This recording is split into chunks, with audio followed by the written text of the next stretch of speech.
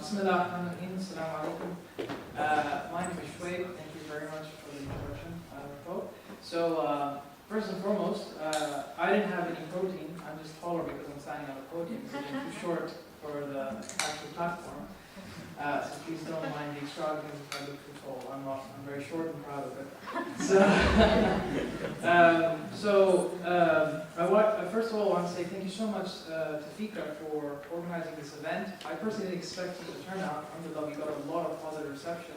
So I'm very glad that we've got a lot of different age groups coming in from different backgrounds. It's really great to see us. So thank you very much for inviting me. My topic today will be on atheism and Islam. And this is something that I've been researching on for the past 1 or 2 years. It's a great interest of mine. Atheism, Islam, science, and religion, those are the two main territories that I look into. Even though I teach the natural sciences, my research is entirely on these two domains. So I'm going to take some of the points that Shaykh Usman brilliantly discussed in his presentation, and hopefully I'll try and utilize them in the points that I'm going to be making today. So the overview of my presentation, did it change? Yeah. So the overview of my presentation is as follows. I'm just going to provide a quick overview of who new atheists are, some of their background information, and the books that they've published. Following on from that, I'm going to try and sort of focus on what is exactly new about new atheism. And I'm going to make an argument, or at least a partial argument, what makes them distinctive from other variations of atheism is that they are especially focusing on Islam, which previous or other atheists haven't necessarily done. Then I'm going to move on and try and expose or discuss what are the intentions that new atheists bring forward. So this is a non-critical review. It's just literally giving them a charitable reading. Then I'm going to provide my own slight critique about where atheists go wrong, at least when they're either criticizing or characterizing Islam and religion. The second last topic will be about Muslims leaving Islam, so the ex-Muslim movement that's just kicking up. And finally, discussing the goal of new atheism and what sort of challenges that is posed for this involved. So there's a lag here. Has it changed? Yeah, okay. So the new atheists, or the new atheism movement, started off with these 4 people. Now, when we think of new atheism, the first person that comes to mind is Richard Dawkins. But when you look at the chronology of the books that have been published, the first author to actually really make a dent in this was none other than Sam Harris. So this is the guy right here on your top left corner. He wrote the book called The End of Faith. And in this book, he provides sort of a us versus them mentality, a West versus Islam mentality. And he discusses how these are two different ideologies that are in conflict with one another. In other words, he takes Samuel Huntington's Clash of Civilizations narrative and tries to refute Islam through that sort of ideology. He himself is a neuroscientist, and I think he's currently works at Stanford University. Following Sam Harris in 2006, Daniel Dennett, who is the guy on the top right corner, he's a philosopher of mind, and he published several books, so this is not his first book, Breaking the Spell. But in this specific book, what he tries to do is provide an evolutionary account of the origins of religion. So for him, evolution is the defining worldview. Everything has to be explained from the evolutionary framework. And in this particular book, what he tries to do is, 1, explain how religions evolved from an evolutionary point of view, and 2, explain how religious ideas persist from an evolutionary point of view.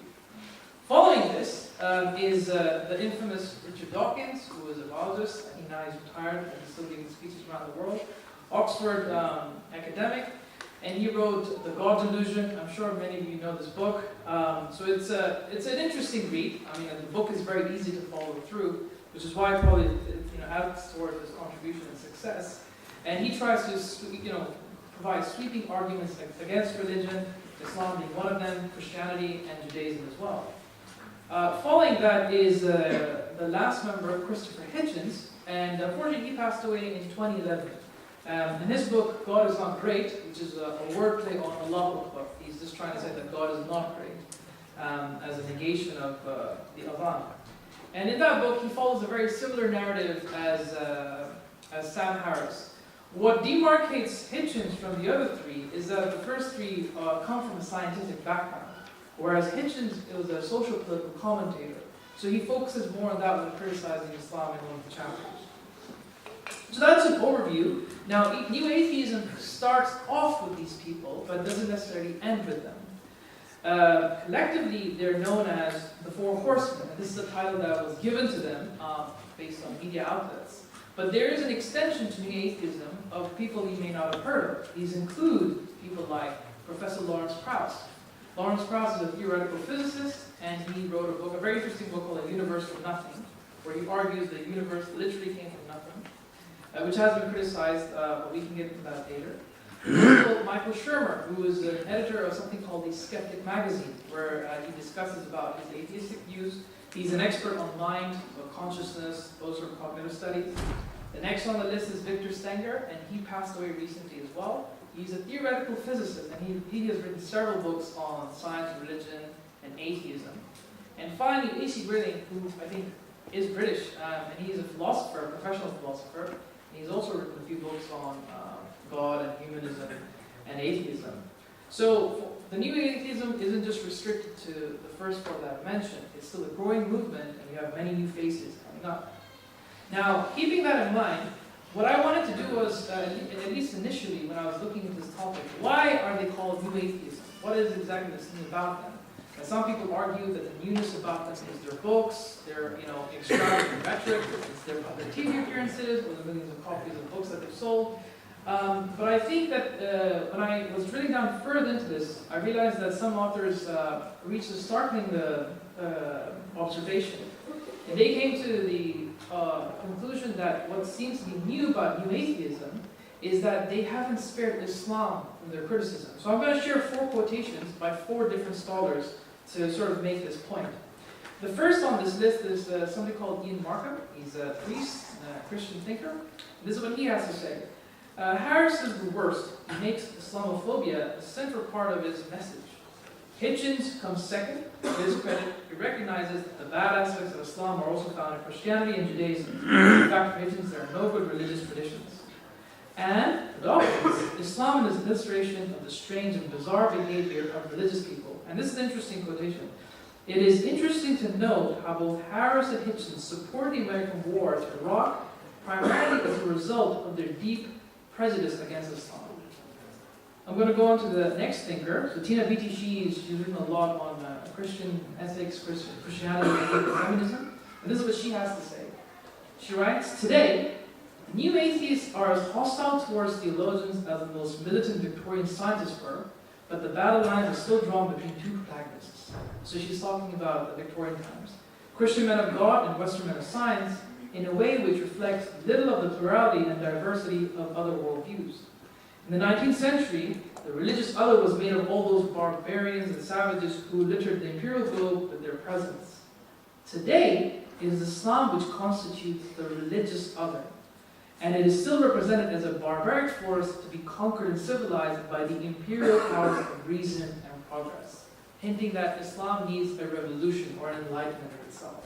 Now these are some broad conclusions that they have drawn from the works of atheism. The next 2 that I'm going to show you, they are a bit more specific in their observations.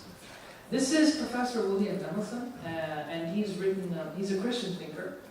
And this is what he writes. In my view, the newness of new atheism has very little to do with its in-your-face, aggressive nature, or its popularity, or even its scientific approach to religion. What seems to distinguish it from earlier forms of atheism is the subtle, and sometimes not so subtle ways it critiques and attacks Islam through its scattergun approach, a critique of religion in general. For the new atheists, their general condemnation of religious targets not only Islamic extremism, but also Islam because, in the main, they admit to no meaningful distinction between moderate and extremist Islam. More than anything else, in my view, their attack on Islam is what puts the new in new atheism. Islam in the new atheist writings is consistently depicted as irrational, immoral, and in its purest form, violent. The final author that I'd like to point out to is somebody called Stephen LeDrew. He's a sociologist, so he studies the behavior of people, and he recently published a book called The Politics of Atheism, and it's published by Oxford University Press. So by far one of the most amazing studies done on the configurations, at least on the social political level, of new atheism. And here's what he has to say. For New Atheism, Islam represents both pre-modern and post-modern types of threats. As a religion founded on faith, it is a pre-modern threat to scientific modernity, and it illustrates the progressive evolution of human societies, with Islamic society representing barbarism and the West representing civilization. So the same, the West versus Islam narrative. But also it represents the postmodern threat, in that New Atheists believe that epistemic relativism and cultural pluralism have paradoxically rendered the West incapable of effectively dealing with the threat posed by radical Islam. And he concludes, Islam indeed is the most important element in New Atheist construction of an ideal of Western civilization. So I'd like to at least draw it as a minimal conclusion from these quotations that New Atheism, at least what they thrive on in their narrative, whether it's intentional or not, is that Islam is a primary focus in their concern. This seems to be very, very clear from what I have gathered. And the other observation that I wanted to point out is that none of these scholars are Muslims. And I think that's a very important point to make in case anybody says that this is a victimizing narrative that I'm trying to portray. So let's move on. So what sort of contentions do New Atheists bring forward? I'm going to highlight three different points. One, that only science can answer everything, so they adopt science as pretty much their religion. Two, they provide a narrative that Islam is a barbaric religion. And three, Islam is a stupid religion. So I'm just going to provide some quotations. Again, this is not a critical review. The critical aspect is going to come in a while. So now the idea that science can answer everything, it comes up and manifests itself in various different forms in their works. One strategy is to pit science against religion, and this is something that you can find particularly in the works of Hitchens. He writes in his book, religion has run out of justifications. Thanks to the telescope and the microscope, it no longer offers an explanation of anything important. Where once it used to be able, by its total command of a worldview, to prevent the emergence of rivals, it can now only impede and retard, or to try to turn back the measurable advances we have made. Above all, we are in need of a renewed enlightenment, which will base itself on the proposition that the proper study of mankind is man and woman. We have to first transcend our prehistory, i.e. our religious history, and escape the gnarled hands which reach out to drag us back to the catacombs and the reeking altars and the guilty pleasures of subjection and abjection. To clear the mind for this project, it has become necessary to know the enemy and to prepare the fight. So you can see there's a very heavy, what's it called, pitting of science against religion. Another example where this idea of science being able to answer everything comes in the form of when they try to neutralize God as a metaphysical being and try to reduce him into a physical explanation. So Dawkins, for example, since he only thinks with a scientific worldview, he thinks that God is a scientific question. He writes, either he exists or not. It is a scientific question. One day we may know the answer, and meanwhile we can say something pretty strong about the probability. So you can see that this is one way of trying to conform religion into a scientific narrative, creating problematic notions. Finally, another way of trying to prove that science can explain everything is when they use science to undermine religion. Now, to explain the quote that I put up there by Dennett, I want to first just provide an overview of what he says in the book.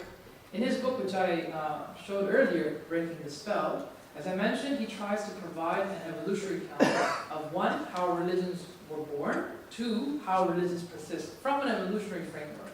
So in a nutshell, I mean, there's more detail that I've mentioned in my monograph, is that he thinks that there was a group-like community that came into the picture because it provided a higher survival chance. In order to sustain the survival of the group, they had to conform to some sort of central ideology. And that is how religions came to be born. So in this context, he mentioned this particularly about Islam. He says, it is worth recalling that the Arabic word Islam means submission. The idea that Muslims should put proliferation of Islam ahead of their own interests is built right into the etymology of its name, showcasing the idea that Islam is nothing but an evolutionary product which tries to keep on surviving its mimetic and genetic idea through its participants, and that's how religions persist. So that's one of the ways in which they say that science can prove everything. The second contention is Islam is a barbaric religion, and you can see all sorts of quotations. I'm not going to bore you because this is a very standard thing that you can see, particularly in the media narrative. The yellow quote says, "We are at war with precisely the vision of life that is prescribed to all Muslims in the Quran, and further elaborate in the literature of Hadith." So Harris is particularly very vehement that Islam is very, very violent. It is not an extremist religion that's the problem. Islam intrinsically, inherently is problematic. Hitchens, who is very similar to Harris, he provides a sort of Islam as an anti-Semitic religion. So here he writes, Islam has never forgiven the Jews for encountering Muhammad and deciding that he was not the authentic messenger. And he goes on to say that religion is responsible for transmitting for one of mankind's most primitive illusions down through the generations. So from these quotations and ideologies, they are trying to say that Islam is intrinsically a violent, barbaric, and all this creates an us-them versus mentality. Finally, now this is a very interesting one. So they try to irrationalize Islam as a whole, as a religion. And they point to various instances where Muslims are quite central to an episode.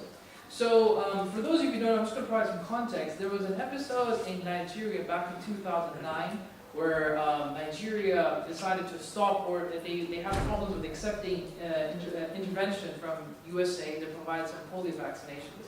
And because Muslims were a central part of this narrative, here's what Hitchens concludes from that. I'm going to provide more detail later on, I'm just going to point this out.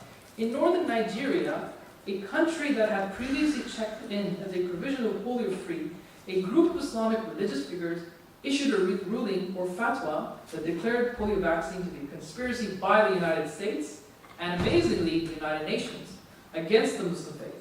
The drops were designed, said the mullahs, to sterilize the true believers.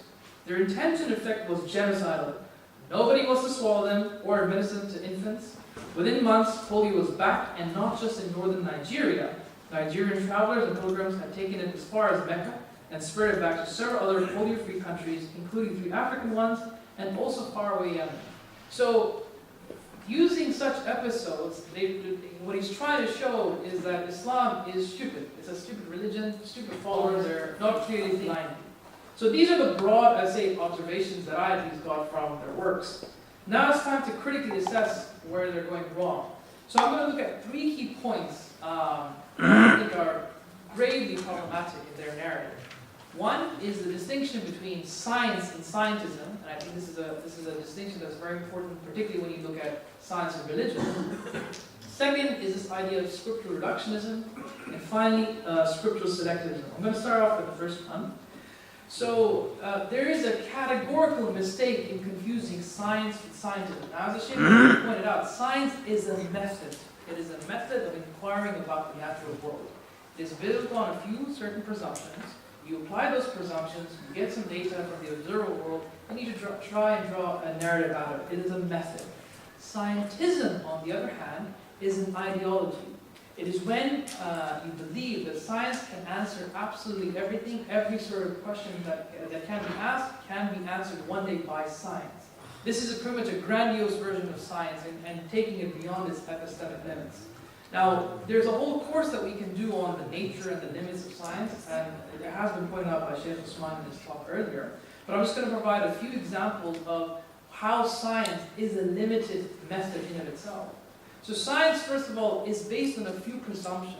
Presumptions are pretty much these principles, working principles that science relies on for it to be able to get off the ground in the first place. Now, scientists may not admit them, they may not acknowledge them, or they may be unaware of them. It doesn't mean that they don't exist. Some of the presuppositions include temporal uniformity. By this I mean that if we have past observations, for example, if I drop this water bottle, I know according to the law of gravity it's going to fall. And I expect it to fall even tomorrow or after tomorrow, again and again and again. This is uniformity in time. We have this presupposition in order for us to do science. If, for example, the Newtonian laws stop working tomorrow, we're not going to be able to apply those laws anymore. The other is spatial uniformity. That if we do an experiment here, let's say, what's the name of this place? I forgot. What's the name of the city? Walthamstow. Walthamstow, yes. So if you're in Walthamstow and we do scientific laws, sorry, my memory is really bad and I'm falling by time it's 1 a.m. there. So, Say London. so if this water bottle falls here, and if I do the same experiment in, I don't know, Dubai, and I expect the same results to occur, this is a presupposition of science, that uniform laws are extendable across all spatial territories. This is a presumption that is made. Fundamentally, we believe that there's order in the fabric of the universe, right? If we do not assume that there's order, science can never get off the ground. So these are presuppositions of science. The limits of science are, and there's tons and tons of books and literature that explain this, but science cannot answer some very fundamental questions. For example, ethics. Science cannot tell you what is right or wrong. Even though some atheists, for example, Sam Harris, he recently wrote a book called The Moral Landscape, where he tries to justify that science can be used to explain what right and wrong is, but that has been heavily criticized. As an example, consider a scientist. He makes a pill, right? And this pill can lethally kill you and doesn't leave a single biological trace in your body. Let's just say he developed that, yeah? Now, that is a scientific experiment telling you what the pill is capable of. But the moral question of whether that is good or bad does not come from the experiment itself. That comes from the moral agent who imposes that narrative. And that is something that science can never ever do. David Hume famously talked about this in the is-out distinction. Science only tells you what is. It can never tell you what is out to you. It can never tell you a normative command. And even, more simply put, the very claim that science can answer everything is not a scientific claim. It is a philosophical position, and therefore it is a self-refuting idea that science can claim everything. So this is just a brief, I think, point to be made, but I think it's very important to realize that there is science and scientism. And I think as Muslims particularly, we need to be very careful with this distinction, because I think we can fall into either extreme.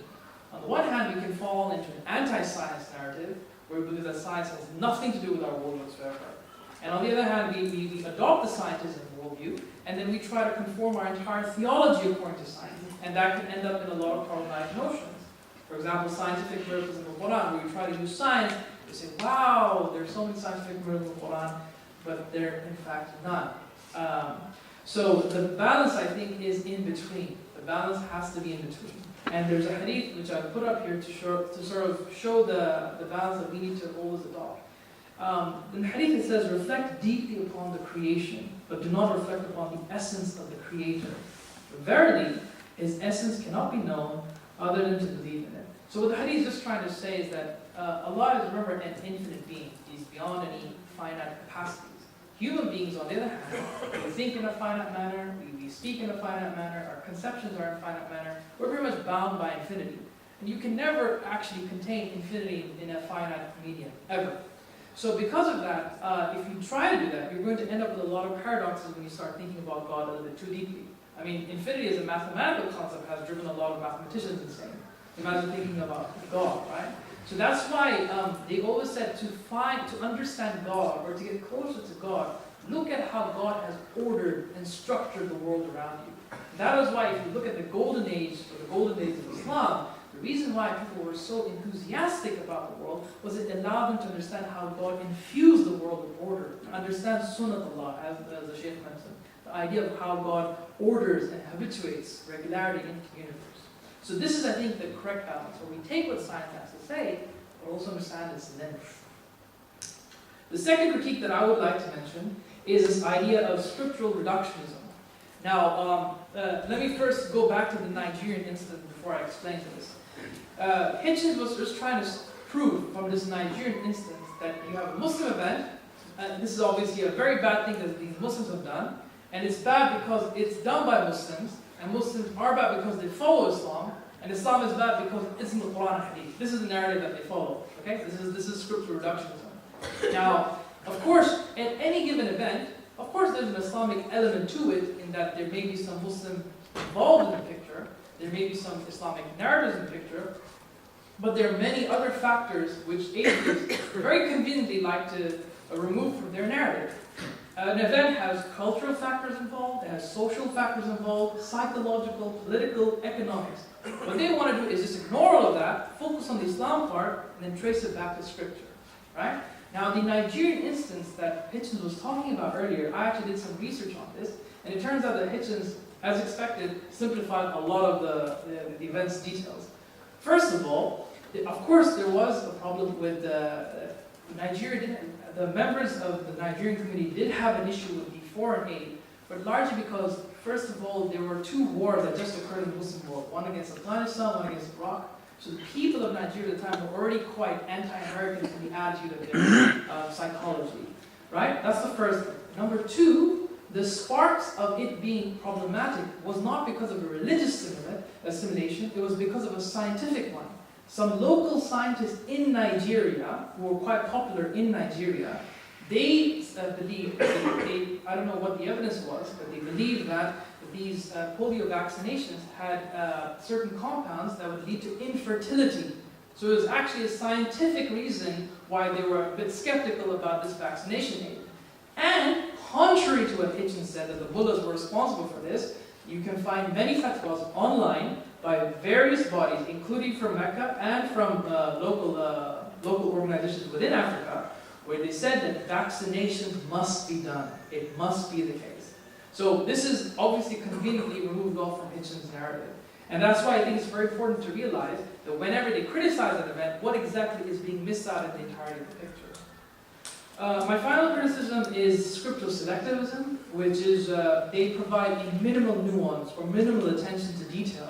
Surprisingly, given that they're academics. As an academic, you're supposed to look into the literature, charitably read what your opponent is saying, and then provide a critique.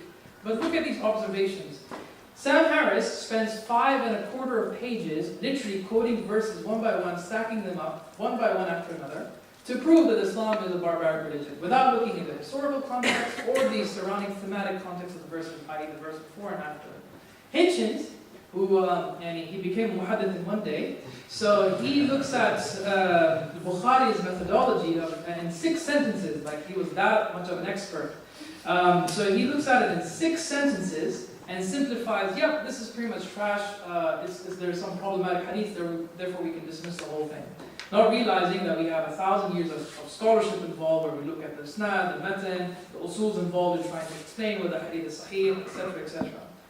Dennett, even though he is the least provocative, I think he's by far one of the most sensitive when it comes to engaging with science, religion, atheism. He does casually state in one part of his book that the Quran undeniably declares that infidels and disbelievers deserve death, without going into providing a coherent explanation of the Arabic context or history.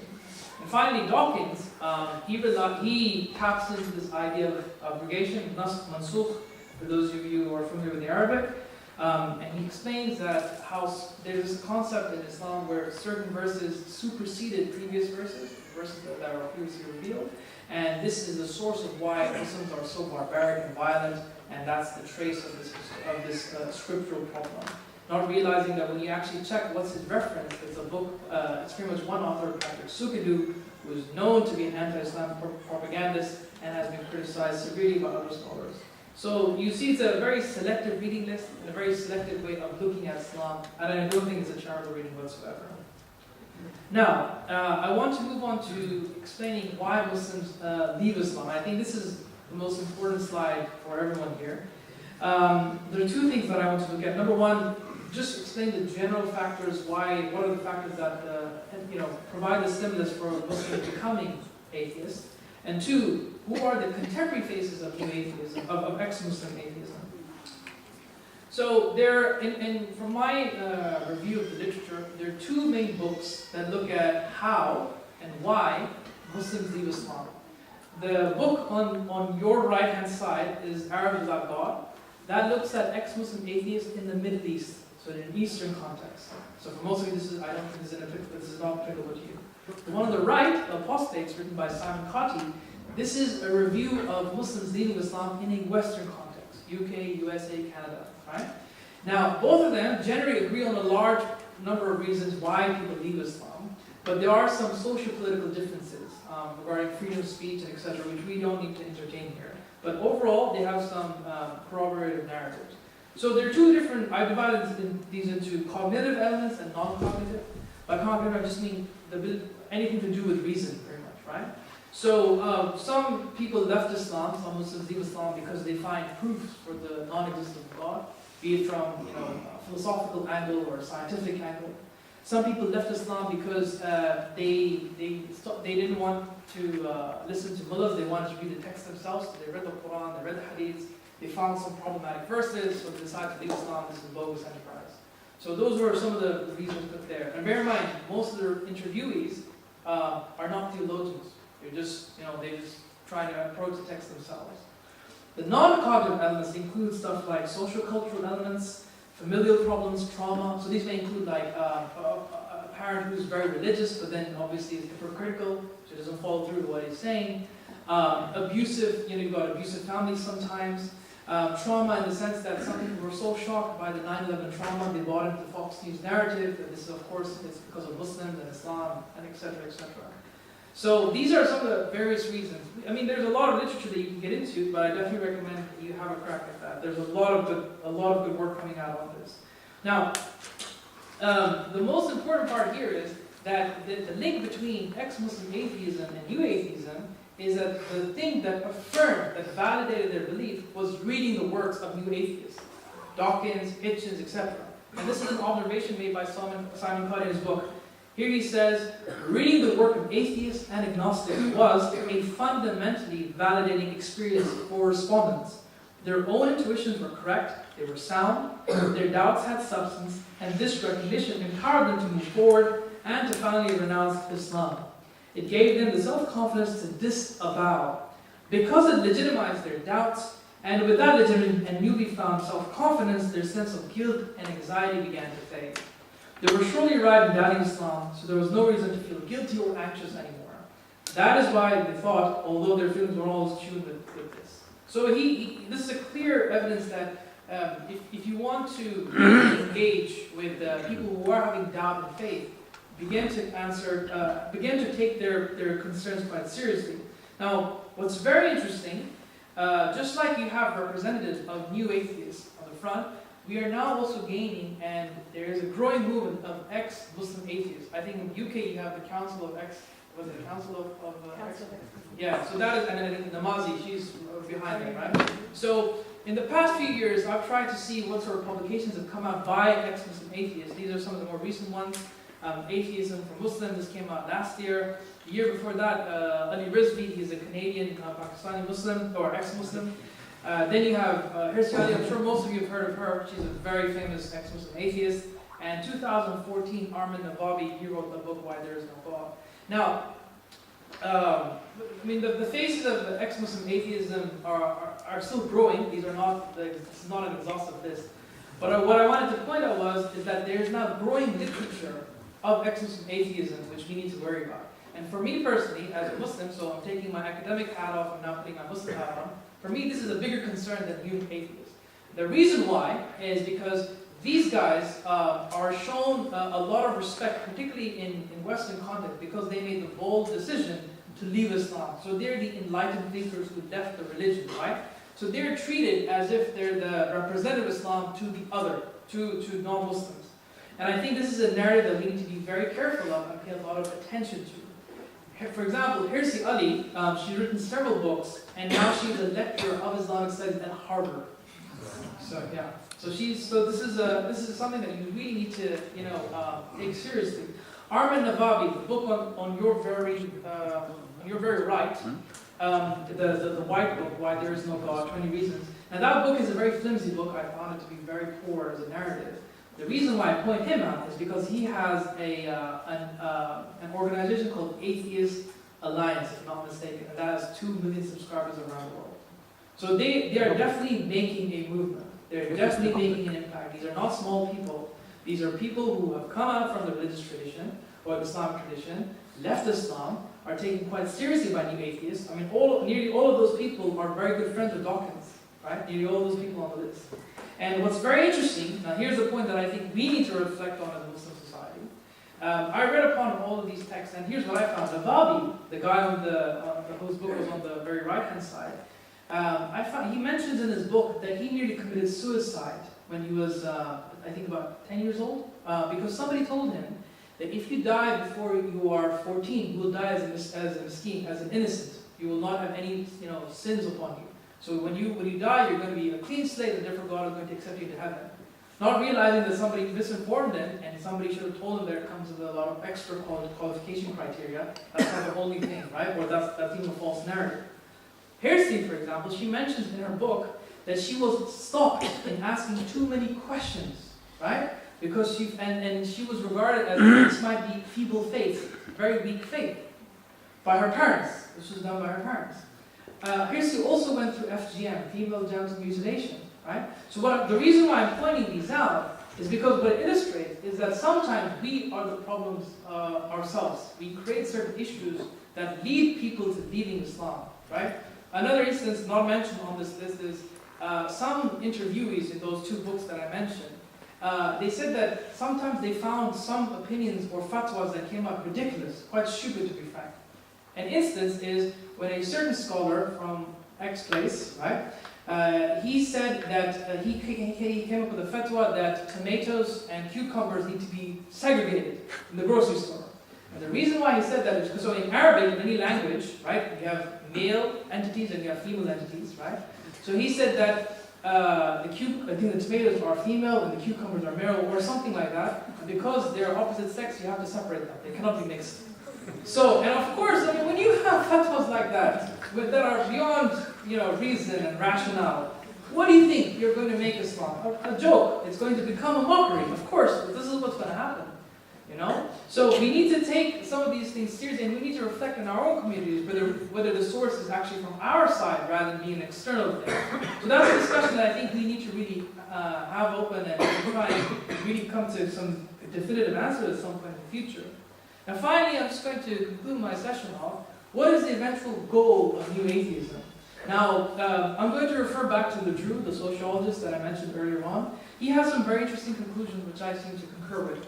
He writes, modernity for New Atheists is coterminous with secularization, which in their view is essentially the progressive universalization of scientism. Remember, scientism, not science.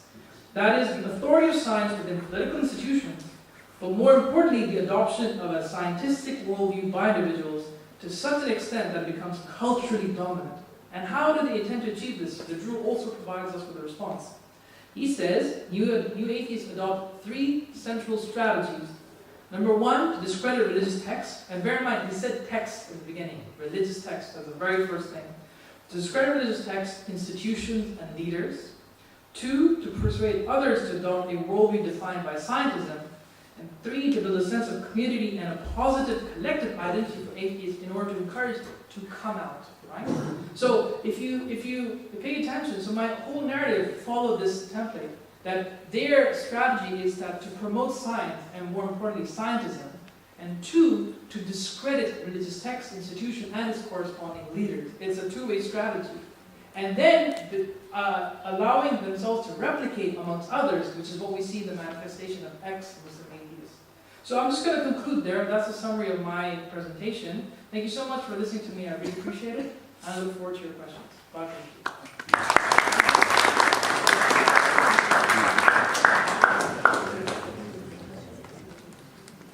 I'm going to step down because I feel awkward being on this.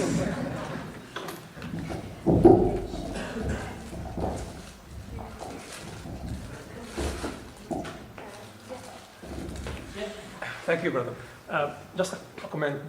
Based on a personal experience, I've been engaged in heated discussions with young Muslim atheists or ex-Muslims for many years in different countries, and I can agree that 90% or more from the core cause of the atheism is not objective or cognitive reasons. Topics like evolution or Big Bang, it's a nice cover for a totally different context. When I dig inside, it's the problem of evil. They are not atheists, they are what we call in academia mesotheists. They are hating God, they are not disbelieving God. So I think we have to engage in this in many discussions that most young Muslims have issues with God rather than not believing in God. They are hating God. Yeah. Thank you. One of the thank you. So one of the respondents of the interviews. Can you rephrase the question for people? So was it a question or a comment? Yeah, that's a comment. I mean, Comment, there's a nice book called Hating God, The Untold Story of Mesotheism, and another book by Paul Vietz, American psychologist, Faith of Fatherless, when he make research on most famous atheists along history, and he found that most of them had issues with their father figure, whether his biological father or the priest of the church. Yeah. So Dr. Ahmed, he mentioned very much this idea that most people, they don't leave Islam due to the cognitivism, which is what I concur with that. I think most of it's to do with the non-cognitive aspect, particularly their understanding of God. The idea that evil, suffering, is a big problem, not just in the Muslim community, even in Christianity, it's a big issue.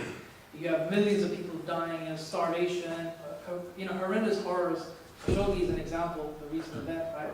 So when you have these, how do you explain God in light of these events? So this is a very, to one extent, there's an ideological problem here, but there's also a pastoral problem that needs to be faced. So yeah, I think it's a good point to mention. Okay, a question from the tomato side. We got anything over there for the tomatoes? Oh, there we go. I'm just going to repeat part of my earlier question because it wasn't really answered.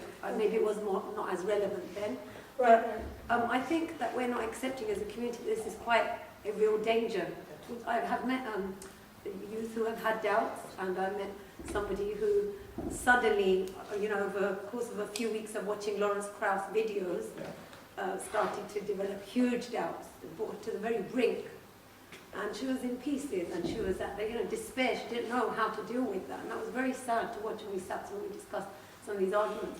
But maybe it's something for us to really think about. How are we addressing the intellectual doubts and questions? Because maybe some of the time we are brushing them under the carpet or not realizing that because we live in the age of social media, YouTube, all of this, that they have these at their fingertips, these arguments, these lectures. Anyone can Google it and watch it, and it's very easy for a young, vulnerable person to develop those doubts, and we have that duty, so maybe some advice on that. Okay, so she's asked about, given that pretty much information is available at the click of a finger, and we can review a lot of different arguments against God and Islam, how are we supposed to sort of prepare for that as parents and as young people? So I would say, for me, the biggest issue is that historically, the way things used to work was that we had education elites, scholars, and they would deal with most of these issues by themselves. And then, of course, it would trickle down to the society, but this was largely an issue that was dealt by academics and scholars. We now live in an information-centric society, which is what you correctly pointed out. To the extent that nobody's now safe, pretty much nobody's insulated from the questions and doubts that are being forced upon young people. And I think in order to counter that narrative, this is why we now need to start having constructive programs on intersectional, interdisciplinary topics, science, religion, and philosophy. And that's one of the reasons why I created that course. We've done this before online. I did it before and created a huge interest. And I think this needs to be, it needs to be replicated around the world, where we now need to give our kids some theological training, even though they don't have any background, to create some platform where they have a good space, a safe space, where they can open up their concerns, and we can teach them in a very interdisciplinary fashion. Because the way these concerns are being brought out today is that they're going to be asked in a scientific context, or a philosophical context, or a theological. And as soon as you don't have background in either one or the other, they will get lost. So I think that is the key issue, education, proper education in modern contemporary issues. Yeah. Okay, thank you, brother. I'm just following on from what you just said now. It just makes me realize how it's important for us to get together as a community and just have sessions like this, meetings like this, because we're in danger of becoming atomized just like everybody else. And then, because there is expertise among us, right? And if we just help each other, we can do so much. But when you mentioned about Ayan Hirsi Ali in Harvard and about these different non-Muslim, post-Muslim, whatever they call it, organizations, it made me think about funding and about institutions and about systems. Yeah. So is it not the case that part of this is part of something wider around the kind of war on so-called war on terror and countering violent extremism and these policies that are in the Muslim world and in this country as well, and it's kind of something bigger, which is why it's being pushed so widely. Okay, so to rephrase that, you're asking ex-Muslim atheists, they've been given a lot of infrastructural space, and whether there's something beyond just atheism that's sort of feeding that sort of system. Is that correct? Yeah? Yeah. Yeah, so I think, so this is a sociological question, I'm not a sociologist, but I can guess that if there is a genuine push behind the scenes, if you have real puppeteers who are trying to force a certain narrative onto the world, then secularism is definitely a way to go forward.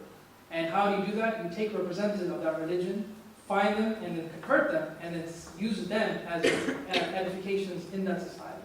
So yeah, I do agree that there may be something, but whether I'm the right person to ask, I don't know. Yeah. Okay, so can we take the question in the back there and then we'll come to you? So thank you very much for the presentation. Apologies I missed the first one, but if it was anything like yours, I'm sure it was excellent as well. Jazakallah khair. Thank you. I think what's interesting and what's come out of your presentation is an issue of confidence when it comes to being able to deal with the likes of these new atheists or ex-Muslim characters. And I think I just wanted to kind of go through a short example actually, just to display how weak the premises upon which they built their entire institution are. And I think there isn't a more famous example of a scientist or somebody who represents these kind of people than Stephen Hawking. Obviously, he's now passed away. But obviously, in his recent kind of final book, obviously he's had a few books, Grand Design, etc. Then he had the brief answers to the big questions as a kind of recent one. He mentions the book is basically summarized into two claims that he makes. The first is that if there's any situation of the universe, when we look at the universe couldn't have been created because it's nothing. The universe adds up to nothing because it's made of positives and negative energy things, and positive and negatives cancel each other out. Yeah. That's his first claim. Yeah. And that's supposed to be a scientific claim. Now I say supposed to be, because rationally that's completely ridiculous. And even everybody admits it. Now he's been wrong before on his information theory, on his Big Bang singularity theory, what have you. And frankly, he's already getting criticized for this, despite the fact that he's now dead. And the point here is that everybody knows that the fact that you have gravity, the fact that you have positive and negative energy, doesn't change the fact that decisions need to be made regarding things. Anything physical needs to have in Arabic a mukhassis, a determining factor or a specifier for it to exist. Yeah. Argument from contingency. Yeah. So a car moving forward, if I decide the car rolling backwards, that decision has to be made to stop the car for it to then roll backwards. His second claim is very simply not even a scientific one, which is hilarious really, because he basically says that there can't be God, this links to time, and at the beginning of the universe there was no time in which a God could have existed. In of itself, he's supposed to be a scientist, this guy, for goodness sake. This is just a philosophical, metaphysical claim. There's no testability, there's no experimentation into this, and what you see straight away is how this is their ultimate champion. Their ultimate fighting champion for these ideas are people like Stephen Hawking. And this is the strength of their ideas. They are fundamentally very, very weak. And they're not actually even scientific. Like you said, there's scientism is upon which they basically frame them. They're actually philosophical arguments which aren't provable, which aren't testable, and that they're shoving down people's throats and forcing them to assume that because they're scientists, that they must be talking from a scientific basis. From an Islamic perspective, Allah subhanahu wa ta'ala addresses how we view his proof, his existence. He directs us to the reality, he directs us through the examples of Ibrahim alayhi salam, whereby he questions the reality, he uses the reality to make people think, and la uhibbul afilin, that, all of these things are limited. All of these things are limited, and therefore I don't worship any of these things, I worship the thing that created all limited things. So it's a very, very simple and something that can be followed through quite easily by way of proof.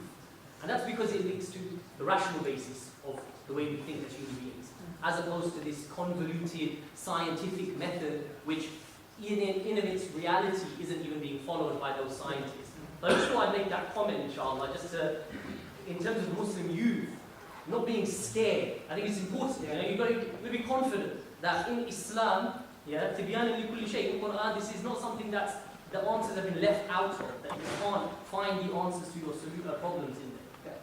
So just to simplify your version of this, so what is your name? Aish. Aish. So I said, wow, first time I've heard of that name. Very nice name. So what I said was pretty much the idea that the way science is being used by certain atheists is that they are pretty much disguising philosophical claims with the scientific cloak. And I think we need to be wary of that and be able to give some of our youth the confidence to be able to challenge those narratives, regardless of the esteem of the presenters of arguments. And I seem to agree. And for me, I think the most fundamental thing that I think particularly young Muslims, if they really want to ground their faith, is the study of theology and metaphysics. Those two are key in really being able to consolidate one's frame of reference. We'll take two more questions. So we'll take. Both of them are my friends. So Okay, so maybe not. Yeah. Don't go easy then. Guys. Okay. So all right, we'll take a third one as well. So we'll just take the questions at once. If you guys ask, and then you answer them. Great. Assalamu alaikum. Thank you. myself, welcome to see. I wanted to ask if you think that, from our community and the fact that, lots of people are leaving Islam as well as a result of some of the things you've mentioned, do you think, because for me this has been an issue as someone who kind of, I'd say, came from a Muslim background but didn't know much about Islam, was probably agnostic for a lot of my life and then kind of came back to Islam and started trying to intellectually grapple with it.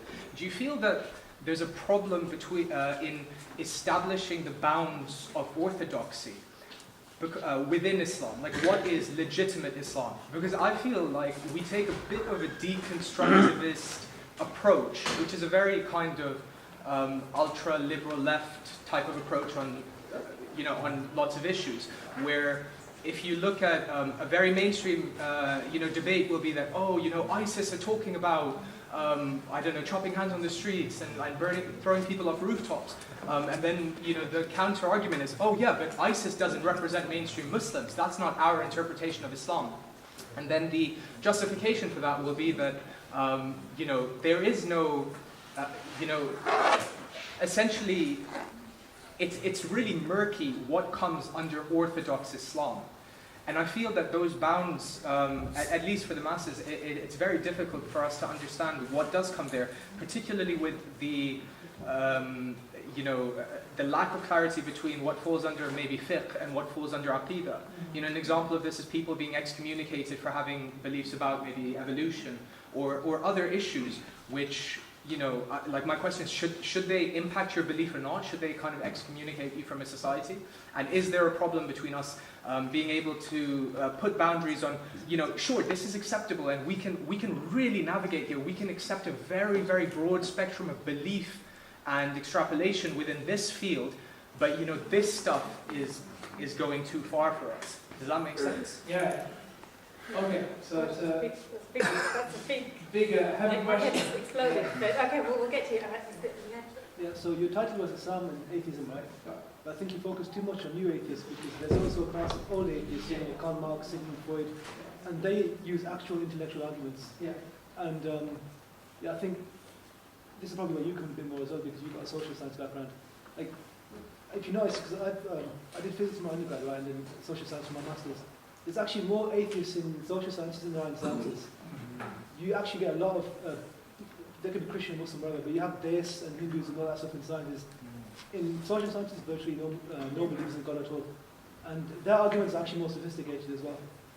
So I think perhaps in the future when you're doing your course, integrate some way of dealing with those social arguments as well. Because they're often more severe, more penetrating as well than the scientific arguments. These are very easy to counter. Thank you for your presentation. One thing you didn't mention in your speech, but was mentioned in your monograph, which was circulated towards the end, which I found quite surprising, I just wanted you to elaborate on that, was the fact that you seem to emphasize the literary miracle of the Quran as something almost, I scanned it very quickly, but it came across to me as that you were emphasizing something that we could kind of hold on to. So regardless of whatever else was going on, this was an area which hadn't been discussed, and those who were making arguments against hadn't entered into this space. I was just surprised that was an argument you were using, because I would have thought that as far as, even though it may be something that we could appreciate, perhaps, or at least certainly at different levels, it's a very aesthetic, very subjective kind of matter. If you're looking purely at the literature aspect of it, as opposed to, which didn't seem to come across as much, just the underlying, just the essential message.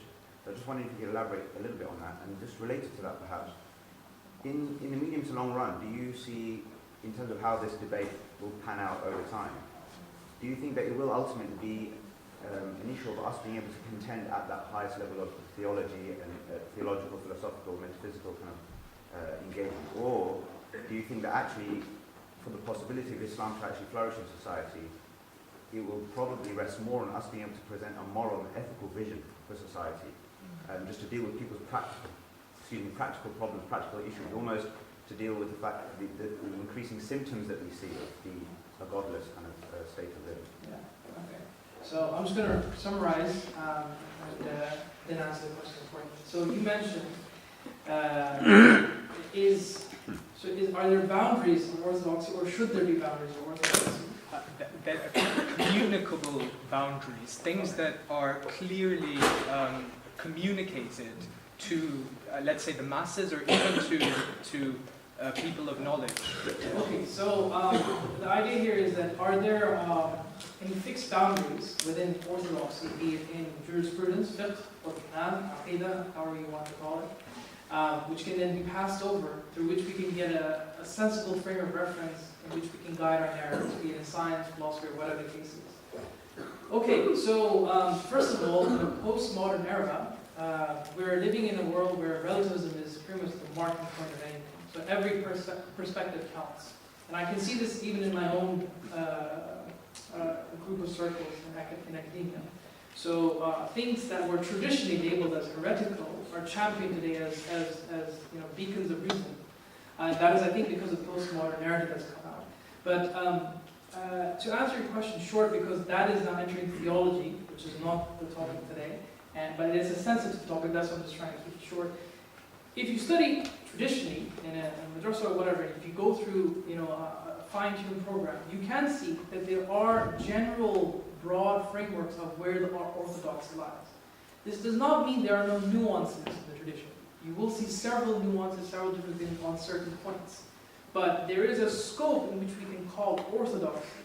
Now, whether that is communicable, it is a very sensitive topic because of the variety of different opinions and affinities and orientations, madhab that people hold. And I think that question is a very complicated and convoluted one because of that, the way it pans out according to the configuration of the society. So I'm not so sure of whether it can be done. I think so. I think it can be done. And my question is more, do you feel like there's a link between people leaving Islam and the fact that we can't say that, you'll get, in my experience, two groups of people. One will say, oh yeah, you vote for gay marriage, that's fine, and there's Islamic evidence for you being able to do that as a Muslim. And another group will say, you'll be a kafir if you do that. But the fact that there's that someone can't really distinguish whether both are equally orthodox, or is one slightly heretical and one slightly orthodox. Do you know what I mean? Do you think that this okay, so I think orthodox then might be too much of a strong term there, because orthodoxy means pretty much what keeps you inside or outside the fold of Islam. On matters like that, these may be secondary co-valid difference of opinions. For example, we have 4 schools of thought in jurisprudence. On some issues, we have 4 different opinions. That doesn't mean either one is orthodox. So I think in matters like those, this will be on a case-by-case basis, and you will have to ask shuyukh to get their opinion on this. And I'm not one, so I can't really answer that question. As the point you mentioned, so he mentioned about this idea of there are many more atheists on the humanities side than there are on the natural sciences. And this is correct. There are actually extensive papers written on this, which talk about that atheism is more prevalent, much more prevalent in humanities.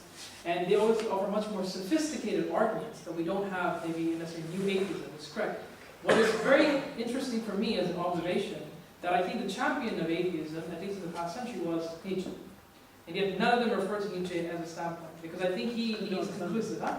You don't understand it. Yeah, maybe they don't understand it, but I think he was a very conclusive thinker. I don't think they like some of his conclusions because it works against their narrative. But we can have a discussion of that later on. Iqbal, so thank you very much for your question. You asked a question regarding the monograph now, so just for everyone who's not aware. So some of the topics here were pretty much stemmed out of my monograph, which is available online for free, you can read it out. And the point that Iqbal was mentioning was, I mentioned that to ground one's faith, you have to literally resort on the literal miracle of the Quran. And whether that should be held up to the highest esteem on a theological level, or should we try and approach atheism to a practical level? And I can understand why he has asked that question because of the work that he does. So for me, the literal miracle of the Quran was situated in the context of mistakes made by both atheists and new atheists. Atheists don't tap into what makes the Quran a miracle is its literary angle. And of course, many people think that this is a very subjective sense. Arabic is not built like the English language, where if you read Shakespeare, you might find something inspiring, and I read it and I find nothing. Arabic is built on several logical axioms inherent in the Arabic language. And you can show how certain words can figure into place, the conjugations figure into place. It is not as subjective as the way you're making it out to be. To understand that, I would definitely recommend, there's a Shaykh that, what's his name? He spent about 45 minutes explaining one word in the Quran. He's from Saudi Arabia, I forgot his name. Salih Fawzan, maybe, I think it was Salih Fawzan, I'm not so sure. But he spent 45 minutes why a specific conjugation of a specific ayah had to be in this form in contrast to other 20 variations. There is very little subjectivity involved when it comes to that angle, so I don't think it has to be marked out as that. And it was also, in response to that, I think that those two are not necessarily competing mechanisms, competing at the theological level and at the practical level. I think the ideological method I'm trying to say is that if you really want to, break that narrative, if you really want to do that, is you break the literal of the Quran. That's the way to go forward. And they haven't entertained that discussion at all. And I think we've also reacted to that in that to bypass the Arabic narrative of the Quran or the literary aspect of the Quran, we resort to miracles in the Quran, scientific miracles, which are gravely problematic in my opinion. And both sides are missing the point from what I can see. With regards to the practical level, I think, if Shaykh Hamid, he mentioned in his talks, if you look at the history of Islam, most people didn't convert to Islam because of ideology. They converted to Islam because of akhlaq, of practical matters. But I don't think that they're in competition. I think that you're really good at the zakat part. I know you're in charge of NZF, and I know you've done a great job at it. I think you've influenced a lot of people. That is your dawah. For me, I think that I need to focus on some other aspects, and we're both building that bridge together. So I don't think it's a competition. I think it's just different ways of approaching this. I just want to say on that, part of what we do, start to do, is to fund scholars, support scholars. Great, yeah, that's great, yeah. Is this part of the actual zakat or secondary sadaqah? As part of it. Fantastic. So, okay, can we get you? So if there are any questions now for the next 10 to 15 minutes, you can address them to either speakers. Sure, yeah.